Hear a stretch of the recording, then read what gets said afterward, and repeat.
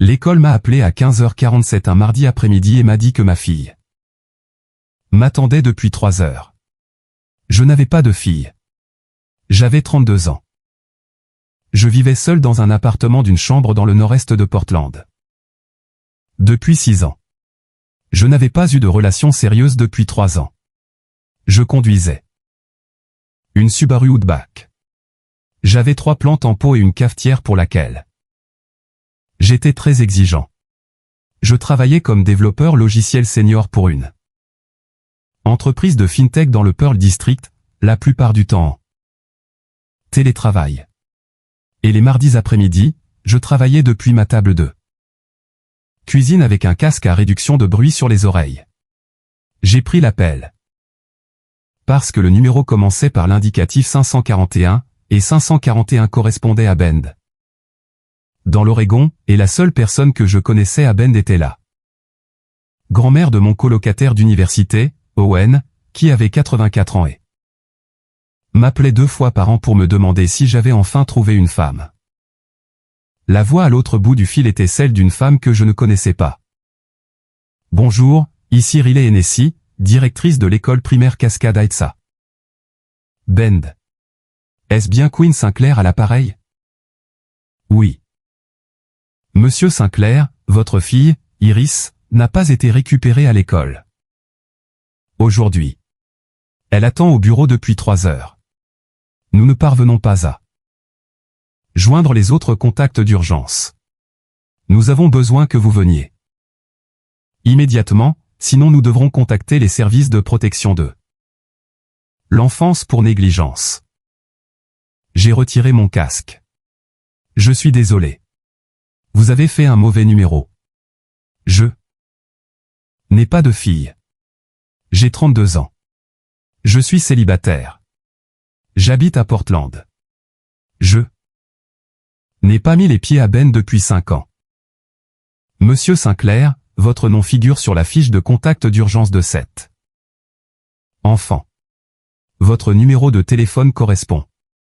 Votre adresse résidentielle est répertoriée dans le nord-est de Portland. Êtes-vous Queen Stewart Sinclair, née le 3 juin 1992?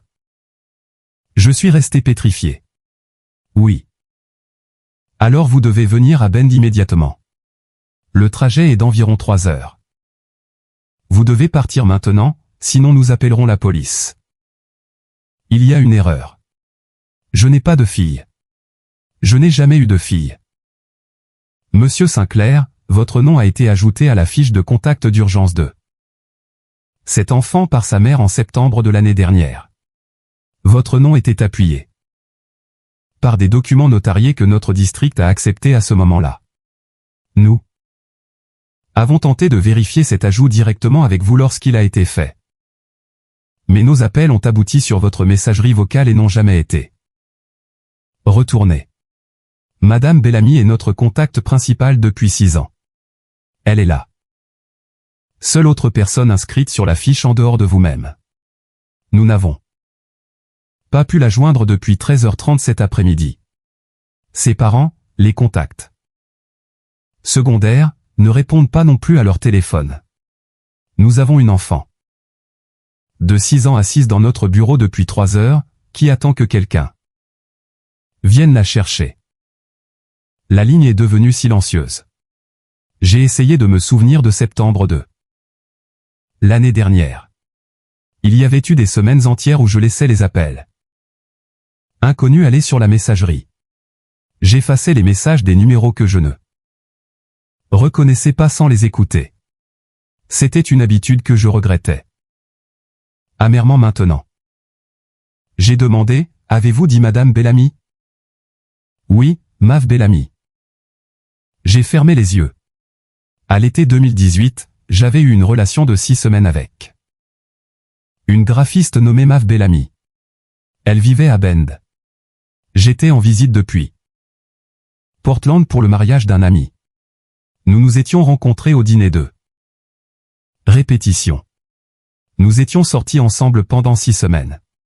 Nous nous étions séparés fin août quand j'étais rentré à Portland pour mon travail. Elle Avait 26 ans. J'avais 26 ans. Nous n'avions pas gardé contact. Je n'avais pas entendu sa voix depuis 6 ans et demi. Je pars maintenant. Madame la directrice, je prends la route pour Ben tous deux. Suite.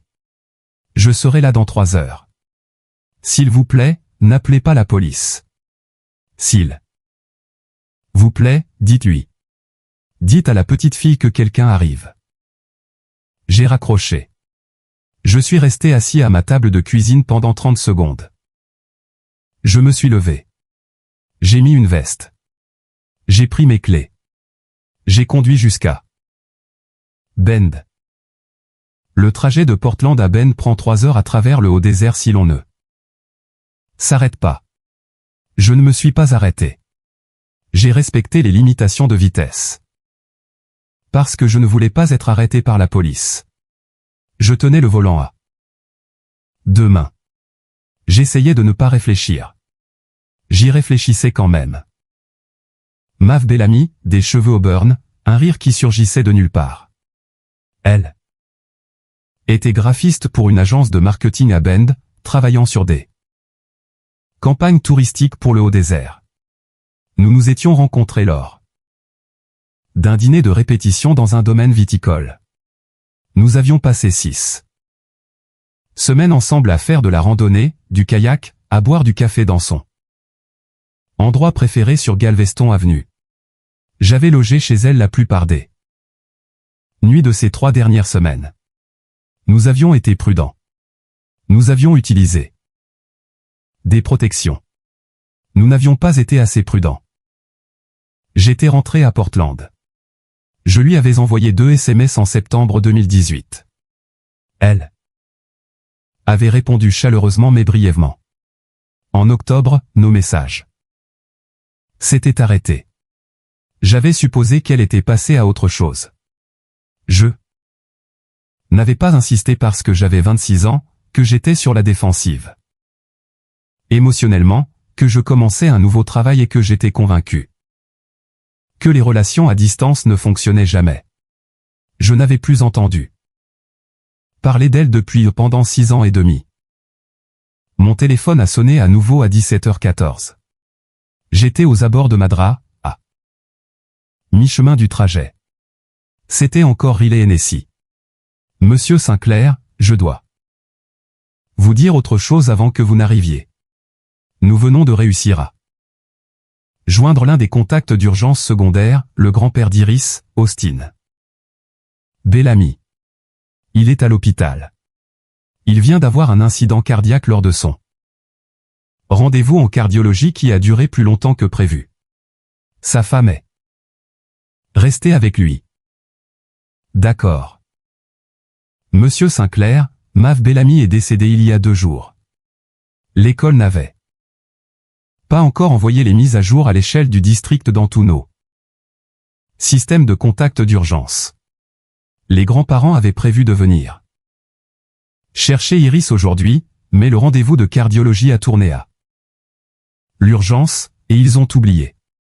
Iris a été à l'école toute la journée, sans savoir que sa mère est partie. Elle est venue ce matin en pensant que c'était une journée d'école normale. Monsieur Sinclair, cette petite fille a vécu la pire semaine de sa vie, et elle est assise dans notre bureau en attendant son père. J'ai serré le volant. Comment Mav est-elle morte? Elle était malade depuis un certain temps. Je ne connais pas les détails. Exact. Les grands-parents vous les donneront à votre arrivée. Merci, monsieur Sinclair. Encore une chose. Oui. Iris parle de vous depuis 1 an. Sa mère lui avait parlé de vous. Elle savait que vous viendriez.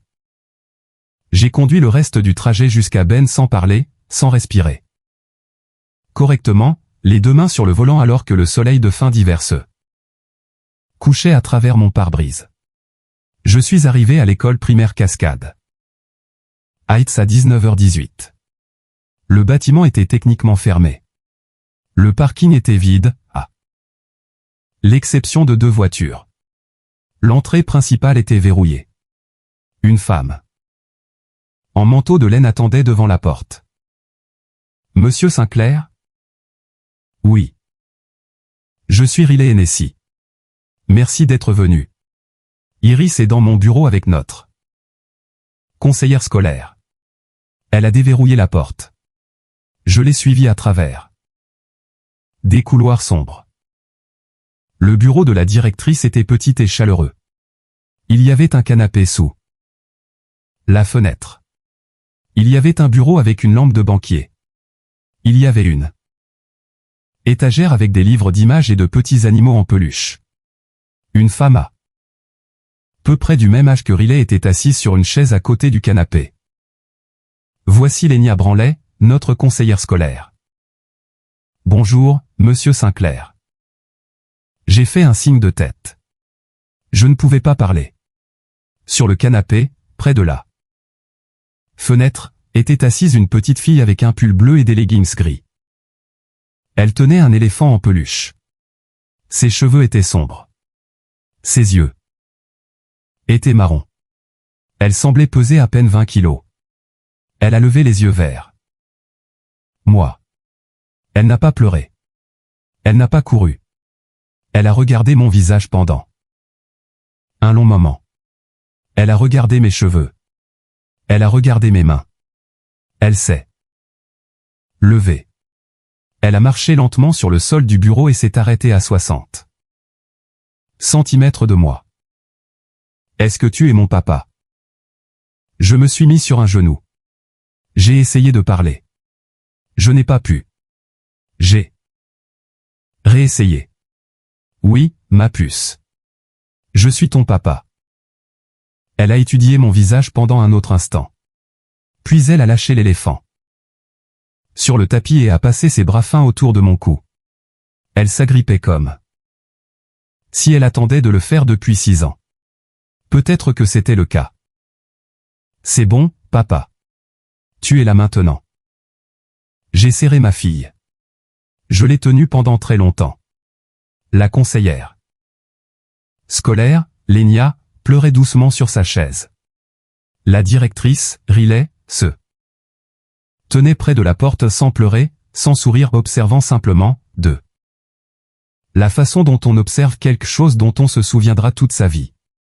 Après ce qui m'a semblé être 10 minutes, mais n'en était probablement que 2, Iris a lâché prise.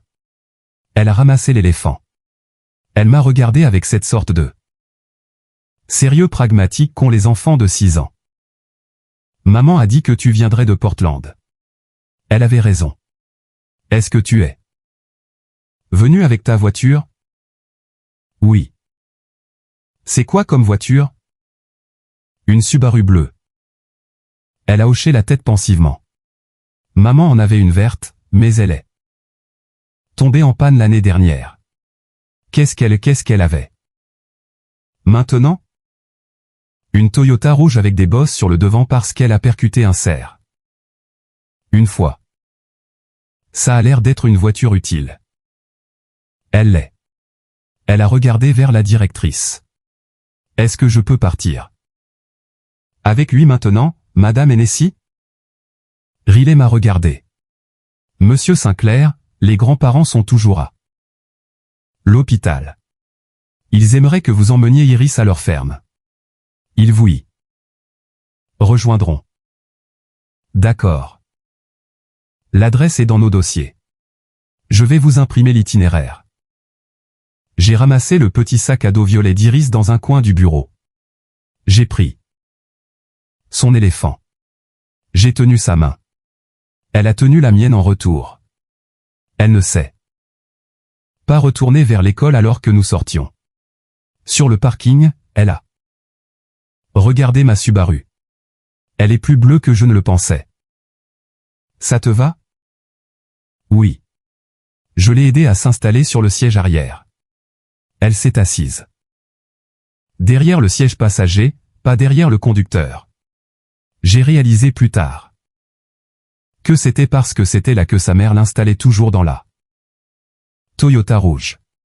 Elle voulait me regarder à travers le rétroviseur intérieur. Je suis sorti du parking de l'école. Elle a dit, papa. Oui. Maman a dit que quand je te rencontrerai, je devrais te dire quelque chose.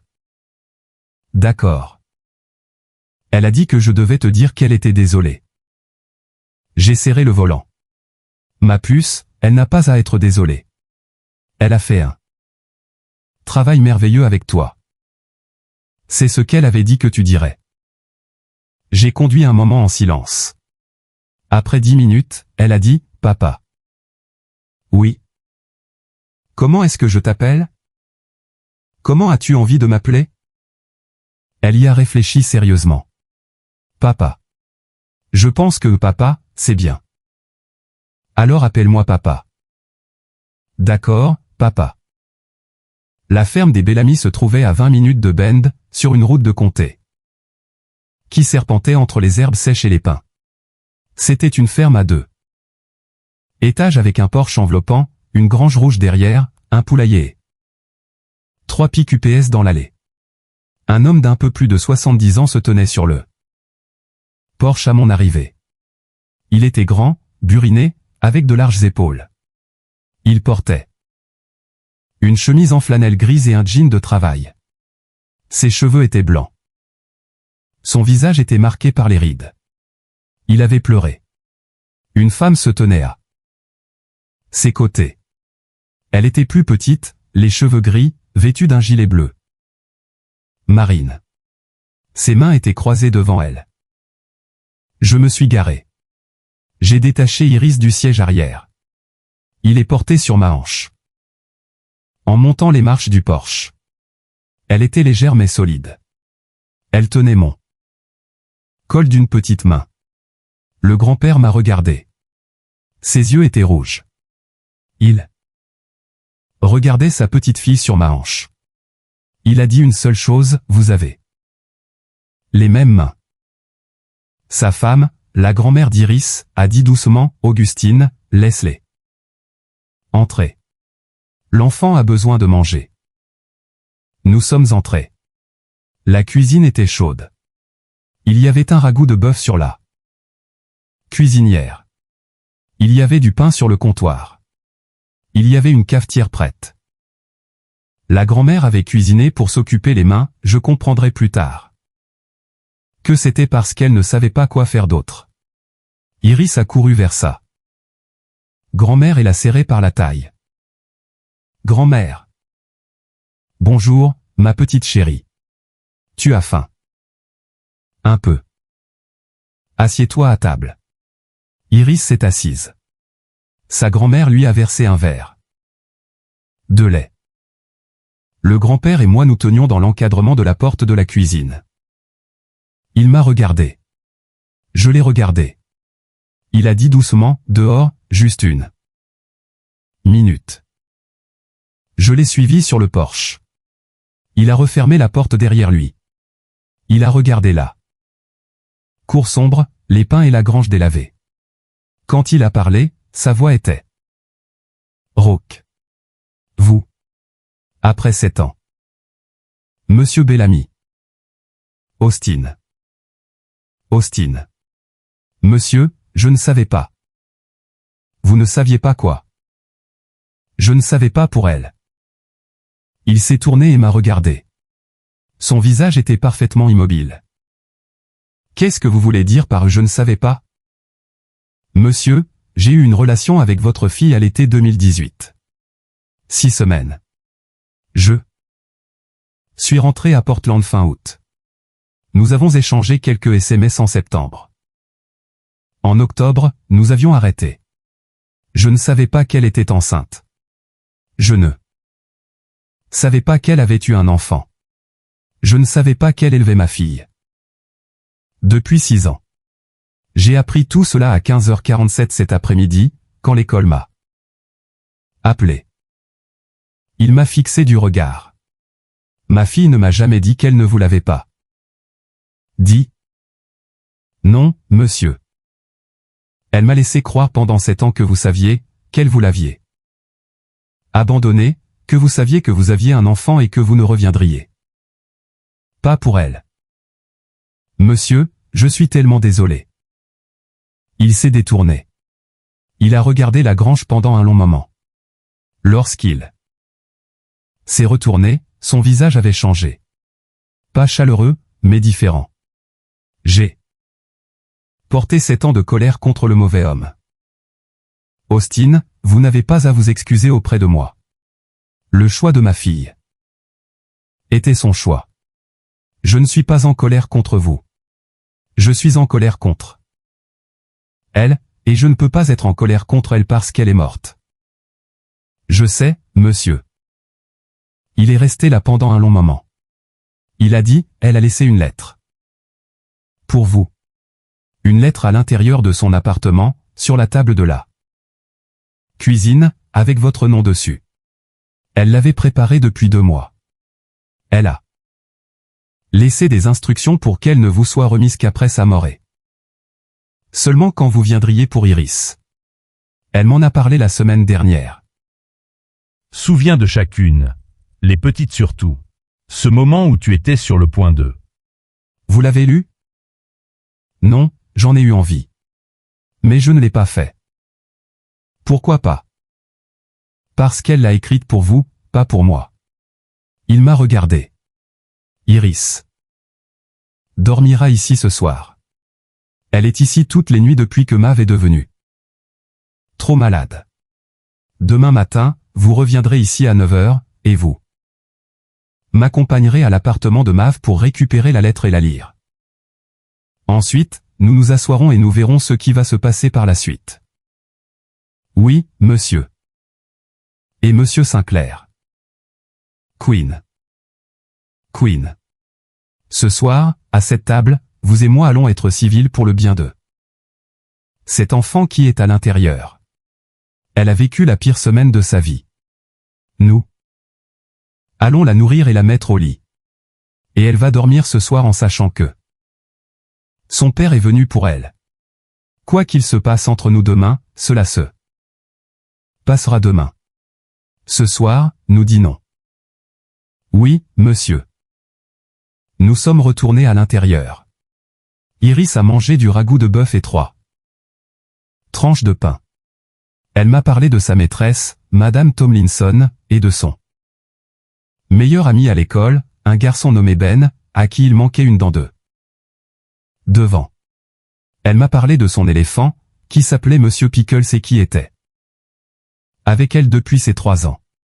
Elle m'a parlé de son chat, Toby, qui était à l'appartement et qu'il faudrait aller chercher demain. J'ai écouté. J'ai posé des questions. J'ai appris que ma fille aimait les chevaux, avait peur des araignées, savait lire au niveau du CE2 et apprenait le piano. Après le dîner, la grand-mère d'Iris l'a aidé à mettre son pyjama. Je me suis assis sur le bord d'un petit lit simple dans une chambre d'amis qui était visiblement devenue la 2e chambre d'Iris ces derniers mois. Il y avait une collection de peluches sur une étagère. Il y avait une petite lampe de lecture. Il y avait une photo sur la table de chevet de Mav et Iris dans un champ de citrouilles. J'ai lu à Iris un chapitre du Petit Monde de Charlotte. C'était le livre sur son chevet. Elle s'est endormie avec une main sur Monsieur Pickles et une main sur mon avant-bras. Je suis resté là pendant une demi-heure. J'ai dormi cette nuit-là dans un hôtel du centre-ville de Bend. Je n'ai pas bien dormi. Le lendemain matin, j'étais à la ferme d'Austin à 8h55. Il était déjà dans son pick-up. Je suis allé avec lui jusqu'à l'appartement de Mav. L'appartement était un 3 pièces dans un complexe de style cottage sur le côté ouest de Bend.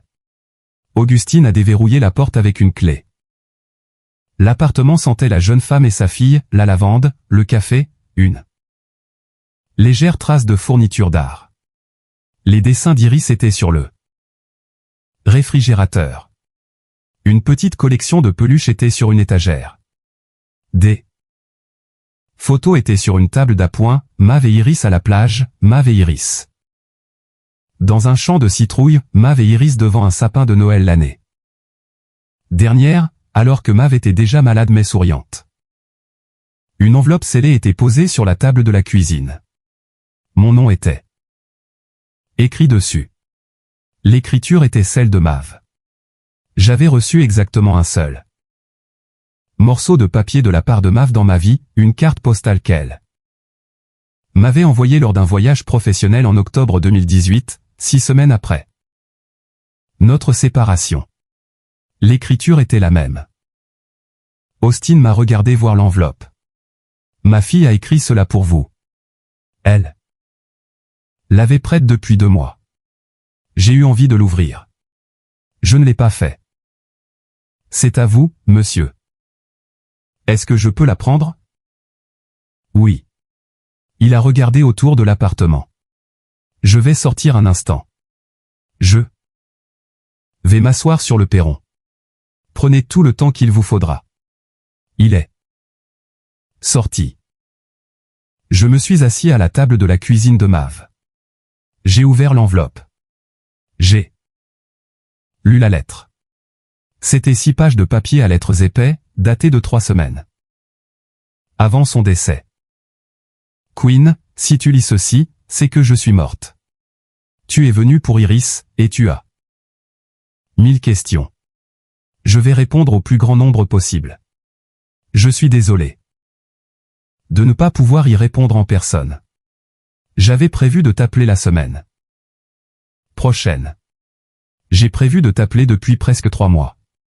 J'ai été lâche. Je vais commencer par le début. L'été 2018 était réel. Je veux que tu saches que ce n'était pas une aventure. C'était réel. Je me souviens de chaque café au Lone Pine, de chaque randonnée à Smith Rock, de chaque nuit où tu as dormi chez moi. Tu étais gentil, curieux et sur la défensive émotionnellement d'une manière que j'ai reconnue parce que j'étais pareil. Nous étions 2 personnes prudentes qui ont baissé leur garde. Exactement au même moment pendant 6 semaines, puis qui l'ont remonté parce que la géographie ne collait pas et que nous avions tous les 2 peur. Je n'avais pas peur de ce que je pensais. J'avais peur de combien tu m'avais plu. En octobre 2018, j'ai découvert que j'étais enceinte. J'avais arrêté de répondre à tes SMS parce que j'essayais de comprendre ce que je ressentais et ce que je devais faire. Quand j'ai découvert que j'étais enceinte, j'ai pris une décision. En environ 12 heures, à laquelle j'ai pensé chaque jour pendant les 6 dernières années. J'ai décidé de ne pas te le dire. Mes raisons à l'époque me semblaient bonnes. J'avais 26 ans. J'étais stable financièrement. J'avais un emploi stable. Mes parents vivaient à 20 minutes de là, ils étaient en bonne santé et me soutenaient. Je pouvais élever cet enfant seul. Tu avais 26 ans dans un nouveau job, tu vivais à 3 heures de là, et tu m'avais dit que tu n'étais pas encore prêt pour des choses sérieuses dans ta vie. J'ai eu l'impression qu'en te le disant, je t'imposerais une décision que tu n'avais pas la maturité de prendre librement. J'avais l'impression d'être généreuse en t'enlevant ce choix. Je sais aujourd'hui que j'étais arrogante.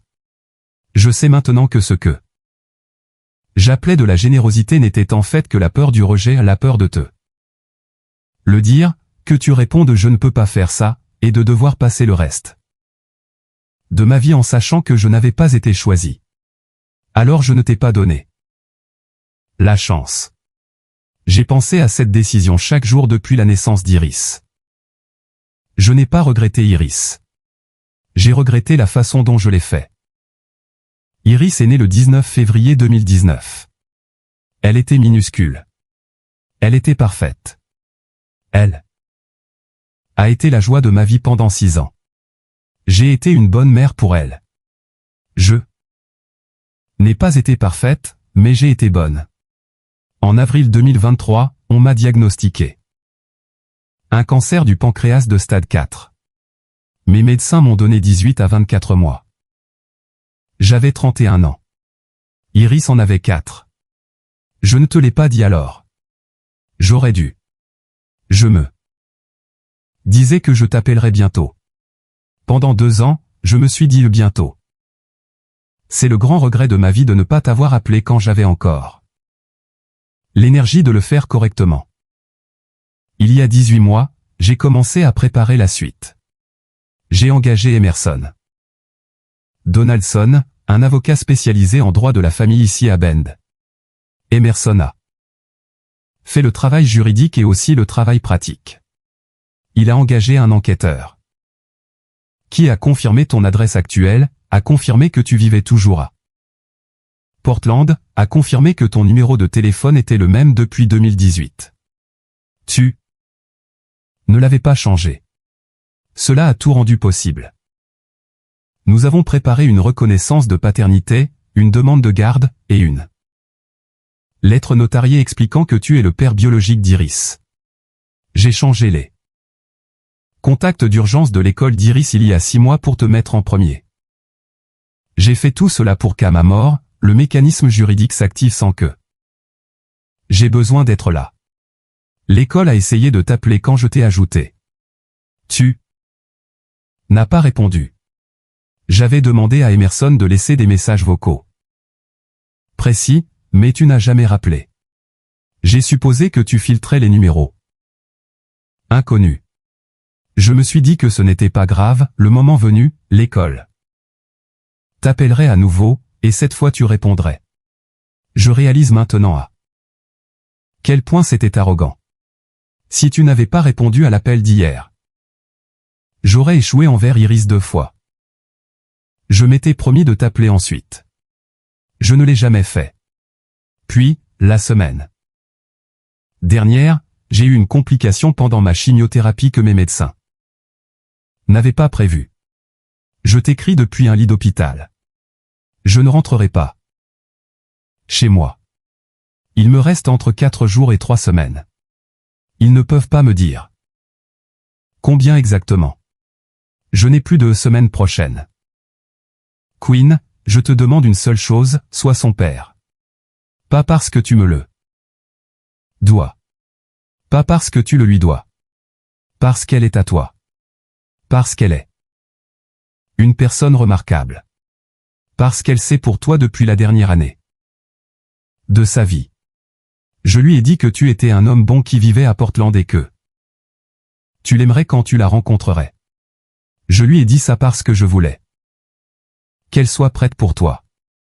Elle est prête pour toi depuis 1 an. Queen, je n'ai pas été prête à t'appeler. Je suis désolé. Je suis tellement désolé. L'autre chose que je dois te dire, mes parents, Austin et Adelina, croient que tu m'as abandonné. Ils pensent que tu savais que j'étais enceinte et que tu n'es pas revenu. Je n'ai jamais rectifié cela parce que je n'arrivais pas à dire à mon père ce que j'avais réellement fait. Il est en colère contre toi depuis 7 ans. Il ne connaît pas la vérité. S'il te plaît, dis-le lui. Il sera en colère. Il finira par comprendre. Il aime Iris plus que tout au monde. Il deviendra ton allié si tu lui donnes du temps et que tu lui dis la vérité. Dernière chose que je veux que tu saches, après l'avoir vu grandir pendant 6 ans, Iris est la meilleure personne que j'ai jamais connue. Elle est patiente. Elle est gentille. Elle remarque les choses. Elle remarquera tout chez toi. Ne joue pas de rôle pour elle. Ne prétends pas savoir ce que tu ne sais pas, sois simplement présent. Sois honnête. Dis-lui quand tu es triste. Dis-lui quand tu as peur. Dis-lui quand tu ne sais pas comment faire quelque chose. Elle te respectera pour cela. Elle est petite, mais elle est sage. Je ne suis pas désolé de la laisser avec toi. Elle t'appartient autant qu'elle ne m'a jamais appartenu. Je suis désolé pour les années perdues. Je suis désolé de ne pas avoir appelé. Je suis désolé que tu lises ceci dans mon appartement au lieu de me rencontrer dans un café. Je suis désolé, Queen. Sois son père. C'est la seule chose que je te demande. Sois son père. Mav. PS elle aime les chevaux. Elle a peur des araignées. Elle lit au niveau du. Ce 2. Son chat s'appelle Toby, c'est un poltron, et tu dois le protéger des chiens du quartier. Bonne nuit. Je suis resté assis à la table de Mav pendant 45 minutes après avoir fini de lire. Il a lu la lettre 4 fois. J'ai pleuré pour la première fois en 4 ans. Je suis sorti. Austin était assis sur le perron. Il m'attendait. Je me suis assis à côté de lui. Je lui ai tendu la lettre. Lisez-la. Elle est pour vous. Lisez-la. Vous en avez besoin. Il l'a prise. Il a mis ses lunettes de lecture. Il a lu pendant 15 minutes sans dire un mot. Quand il a eu fini, il a plié la lettre soigneusement et me l'a rendue. Il ne m'a pas regardé pendant un long moment. Quand il l'a fait, ses yeux étaient mouillés. Ma fille. Oui, ma fille a été une lâche à la fin. Monsieur, nous sommes tous des lâches à la fin. Il a hoché la tête lentement. Et vous? Vous ne l'avez pas abandonné. Non, monsieur. Je me suis trompé pendant 7 ans. Vous n'aviez pas l'information. J'aurais dû lui demander. Elle ne vous l'aurait pas dit. Il a encore hoché la tête. Il a regardé la porte de l'appartement. Queen? Oui. Quel est votre plan? Je vais emménager à Bend. Il m'a regardé. Vous avez un travail à Portland. Une petite somme d'argent sur un compte séparé au cas où le compte principal. Mon travail se fait à distance. J'y ai déjà réfléchi. Je vais vendre mon appartement. Je vais louer une maison ici. Je serai à 6 minutes de votre ferme. Iris vous verra, vous et Adelina, 3 fois par semaine. Elle connaîtra ses grands-parents. Elle connaîtra son père. Elle connaîtra tous ceux qu'il aime. La réserve est encore en place. Il a médité là-dessus. Vous avez réglé ça rapidement. J'y ai réfléchi pendant le trajet hier. Il a hoché la tête. Il s'est levé. Il m'a tendu la main. Queen, je vous dois des excuses que je ne pourrai jamais pleinement formuler. Je passerai le reste de ma vie à essayer de me racheter. Est-ce que vous l'acceptez? Je me suis levé. Je lui ai serré la main. Il n'y a rien à racheter, Austin. Nous sommes une famille maintenant, quoi qu'il se soit passé. Il a gardé ma main dans la sienne un long moment. Il a dit, bienvenue à Bend. Correspondu à l'image. Tu peux survivre à la déception avec moi. Tu ne peux pas. Le test ADN a confirmé ce que nous savions déjà. Je suis allé dans une clinique. Avec Iris cet après-midi-là. Elle a trouvé le frottis buccal hilarant. Le technicien de laboratoire lui a donné un autocollant qui disait « de petit patient ». Courageux. Elle l'a collé sur son éléphant. Les résultats sont arrivés 5 jours plus tard, 99,99% de probabilité de paternité. J'ai appelé ma mère, Bridget, ce soir-là depuis ma chambre d'hôtel. Elle avait 64 ans, était retraitée et vivait à Rochester, New York. Maman? Qu'est-ce qu'il y a, Queen? Maman, j'ai une fille. Il y a eu un long silence à l'autre bout du fil. Elle a dit, raconte-moi. Tout. Je lui ai tout raconté. Elle a écouté pendant 40 minutes sans m'interrompre. Quand j'ai eu fini, elle a dit, Queen, je prends un vol pour Ben demain. Je dois rencontrer ma petite fille. Elle est arrivée le lendemain après-midi. Elle a rencontré Iris à la ferme des Bellamy. On avait dit à Iris le matin même qu'elle avait une grand-mère à Rochester nommée Bridget qui voulait la rencontrer. Iris s'est avancée vers ma mère sur le porche et a dit, « Salut, je suis Iris. Je suis ta petite fille. » Ma mère s'est assise sur la marche du porche, a pris ma fille sur ses genoux et a éclaté en sanglots. Adelina, qui regardait depuis la porte, pleurait aussi. Austin était assis dans son rocking chair et regardait les pins, il ne pleurait pas, mais sa main sur la coudoir tremblait. J'ai appelé mon meilleur ami, Owen Kigley, au travail le lendemain matin. Owen, j'ai besoin de 3 semaines de congé. Qu'est-ce qui se passe? Je lui ai expliqué. Il m'a dit, Quinn, prends 6 semaines. Prends tout le temps qu'il te faudra. Je vais couvrir ton travail. Va apprendre comment on devient un père. J'ai appelé mon avocat, Niall Pierce, à Portland, un spécialiste du droit de la famille recommandé par les RH de ma boîte. Il a examiné les documents préparés par Mav. Quinn, ce qu'elle a mis en place ici est inattaquable. Reconnaissance de paternité. Demande de garde prédéposée. Les grands-parents n'ont aucun fondement juridique pour contester, même s'ils le voulaient, ce qui n'est pas le cas. L'audience n'est qu'une formalité. Tu seras légalement le père d'Iris dans 8 à 12 semaines. Niall, je veux que tout cela se passe amicalement. Il faut que les grands-parents restent présents dans sa vie. Je comprends.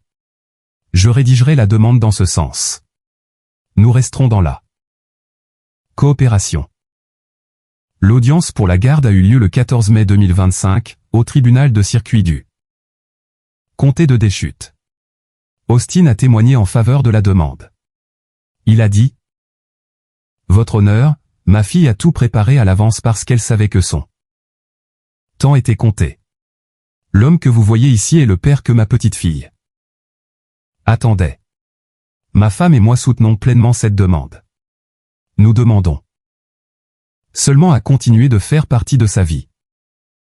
La juge, l'honorable Maureen Whittaker, une femme de 67 ans qui siégeait au tribunal de la famille depuis 20 ans, a lu la requête, les résultats ADN et la lettre notariée de Mav. Elle m'a regardé. Monsieur Sinclair, votre fille a beaucoup de chance. Sa mère a vu clairement ce dont elle avait besoin et a pris ses dispositions. Votre rôle est d'être le père que cet enfant attendait. Êtes-vous prêt à le faire? Oui, votre honneur. Alors cette requête est accordée. Iris Bellamy Sinclair est sous votre garde à compter d'aujourd'hui. Elle a frappé avec son marteau. Iris était dans la salle d'audience avec Adelina. Elle a traversé la salle et s'est tenue à côté de moi. Elle a pris ma main. La juge l'a regardée. Iris, comment vas-tu aujourd'hui? Bien, votre honneur. Es-tu contente de cette décision? Oui, votre honneur. Pourquoi donc? Parce que maman avait dit qu'il viendrait de Portland, et il l'a fait. L'huissier pleurait. J'ai vendu mon appartement de Portland début juin 2025. J'ai loué un bungalow de style craftsman jaune dans une rue calme de Bend, à 6 minutes de la ferme d'Austin et Adelina. J'ai meublé la chambre d'Iris selon ses préférences, du violet, des animaux marins, et un coin lecture dans le coin avec un petit fauteuil. Iris a emménagé le 1er juin 2025. Elle a apporté Monsieur Pickles. Elle a apporté Toby le chat. Elle a apporté une petite boîte avec les photos de sa mère, qu'elle voulait garder sur sa commode. Le premier mois a été difficile. Elle se réveillait la nuit en appelant sa mère. Je m'asseyais sur son lit. Je lui tenais la main. Je lui racontais des histoires sur Mav que j'avais apprises d'Austin et Adelina, grâce aux photos et à ses propres souvenirs. Je ne prétendais pas être un substitut. Je lui disais que sa mère était irremplaçable. Elle me posait des questions. Je répondais. Honnêtement. Elle me demandait pourquoi sa mère ne m'avait pas parlé d'elle. Plus tôt. Je lui disais la vérité avec des mots adaptés à son âge, que sa mère l'aimait, qu'elle avait fait le choix qu'elle pensait être le bon à l'époque, et que sa mère avait travaillé très dur l'année dernière pour s'assurer qu'Iris irait bien. En août, Iris faisait ses nuits. En octobre, elle riait à mes mauvaises blagues. À Noël, elle corrigeait ma technique pour lui tresser les cheveux. En février 2026, elle m'appelait de papa sans même y réfléchir. Nous sommes maintenant au printemps 2026. J'ai 33 ans. Iris en a 7. Nous vivons dans le bungalow jaune dans une rue calme de Bend.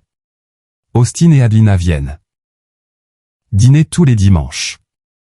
Adelina apprend à Iris à faire le pain. Austin, lui, apprend à s'occuper des poules à la ferme. Iris a appelé l'une des poules Mav. Et le reste de la basse-cour la suit partout comme si c'était elle la chef. Ma mère, Bridget, nous rend visite 4 fois par an. Elle apporte des livres. Elle raconte à Iris des histoires sur moi quand j'avais son âge. Iris l'adore. Ma sœur, Emery, et son mari sont venus pour Thanksgiving avec leurs 2 garçons. Iris a rencontré ses cousins pour la première fois. Ils ont construit une cabane dans le jardin. Owen Kigley vient de Portland 2 fois par an. Il apprend à Iris a lancé une balle de softball. Il l'appelle gamine, elle l'appelle Oncle O. Je travaille toujours comme développeur logiciel senior, entièrement télétravail. Je travaille pendant qu'elle est à l'école. Je prépare le dîner presque tous les soirs. Je l'emmène à l'école tous les matins à 7h45. Je lui lis une histoire au coucher. Je n'ai pas eu de rendez-vous amoureux depuis l'appel de l'école. Je pense que j'en aurai peut-être un jour. Il y a une institutrice à son école qui s'appelle Greer Tomlinson. Elle est gentille et calme, et nous avons discuté 3 fois. Je ne suis pas encore prêt. Il y a trop de choses à apprendre d'abord. Parfois, je pense à Mav. Je ne pense pas à elle avec colère. La colère ne lui rendrait pas honneur. Elle a fait un choix qui m'a blessé et qui a blessé notre fille, mais elle a fini par comprendre qu'elle avait tort. Elle a passé les 18 derniers mois de sa vie à se préparer pour me rendre ce qu'elle m'avait pris, et elle l'a fait assez bien pour qu'à sa mort inattendue, le mécanisme fonctionne. Quand même. Elle est morte plus tôt qu'elle ne l'aurait voulu, mais elle s'était préparée à cette éventualité. C'est ce que font les mères. Je pense à l'été 2018. Je pense à Smith Rock. Je pense au café au Lone Pine. Je pense à la façon dont elle riait quand j'essayais de prononcer les Sisters comme les gens du coin. Je pense à la fille que nous avons faite ensemble sans le savoir. Je pense à quel point j'ai failli ne jamais la connaître. Si l'école n'avait pas eu mon numéro de téléphone dans ses dossiers. Cyril et Hennessy n'avait pas été assez méticuleuse pour vérifier ma date de naissance. Si Austin n'avait pas eu cet incident cardiaque ce jour-là, l'empêchant de venir chercher Iris. Si un seul de ces petits maillons de la chaîne ne s'était pas connecté, je serais encore dans mon appartement du nord-est de Portland avec mon casque à réduction de bruit sur les oreilles, travaillant sur des systèmes informatiques. Pour une société de fintech, mangeant des plats surgelés, sans avoir la moindre idée que la personne la plus importante de ma vie était à 100 km de là. À m'appeler depuis son école. L'école m'a appelé à 15h47 un mardi après-midi. Ce n'était pas une erreur de numéro. C'était l'appel le plus important de ma vie. Alors, laissez-moi vous demander quelque chose. Si un appel arrivait demain pour